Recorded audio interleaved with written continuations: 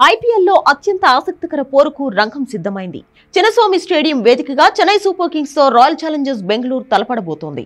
Play offs కు చేరాలంటే ఇరు జట్లకు ఈ మ్యాచ్ ఎంతో కీలకం. తప్పక గెలవాల్సిన పరిస్థితుల్లో ఆర్సీబీ వరుసగా 5 విజయాలతో అద్దరగొట్టింది. అదే జోరులో సీఎస్కేపై గెలిచి పోటీలో నిలవాలని బెంగళూరు భావిస్తోంది. అయితే చెన్నైపై బెంగళూరు మెరుగైన నెట్ రన్ రేట్ తో గెలవాల్సి ఉంటుంది. దానికోసం సీఎస్కేపై 18 పరుగుల తేడాతో లేదా 11 బంతులు మిగులుండగానే నెగ్గాలి. ఈ నేపథ్యంలో బెంగళూరు తుది జట్టుపై ఆసక్తి నెలకొంది. ఎంతో కీలకమైన ఈ మ్యాచ్ కు ముందు ఆర్సీబీకి ఎదురుదెబ్బ తగిలింది.